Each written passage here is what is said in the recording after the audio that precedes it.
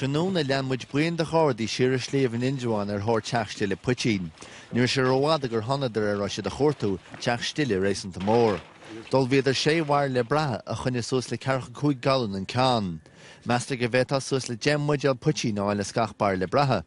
Nis lohinne thug na Gardaí teach stille eile litir moláin i gantan na Ileáin. Dul bhíidir cearhhair le brathe an sin agus scrisadar an still. Ach cén chuí dagan na Gardaí ar na háiteacha seo? Well, bhím record a chart fémar gine míidir ná rinne nólag agus haine mar an teach stille seo. Tá sé talamh cumón agus ní a bhéann seo ní taidir siúlach bhí sé réig le heag ré. Tá tí bheile leis scéalte áfach, thug muide air litir moláin áit bhfuil Poitín go láidir de éis na háite go minic go héigs leiis, mar a bhíine Pádraig Bradley ring.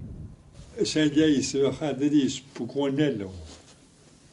Agus sam hagdan le sibhlú teidir leabas caiite réid a chort.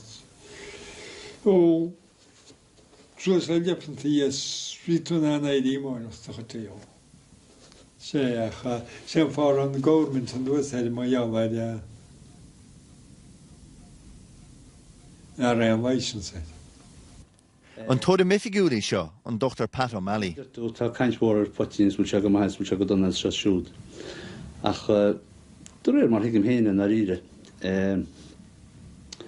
Má tá Poitín dianta gart, nus dianta fadua agus chun mé hén seanlíne sa tíb se tíre bhíchaíonna agus a dúirtlumm nach me chéan budial in éon cheangamm na títhe ósta a chumáire Poitín dianta gart.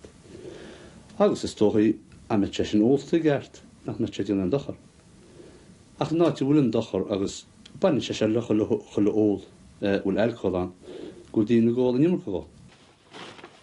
Trí chéinearthb chud a gúhain éirin, in creide an Poitín agus ó bhilge.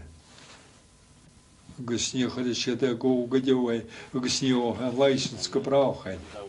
Is an seo ar híomh sléomh an Indeáin a tháinas ar an teach stille seo, an cúigú teach stille déag a tógiú a hús na bliana. Is crochnas é seo ghfuil an Gardaí cholándar réire sa bhí riamh ar teachtanós ar a Poitín. Ruaidí mac an Nuacht TnaG Indeáin chun na Gaillimhe.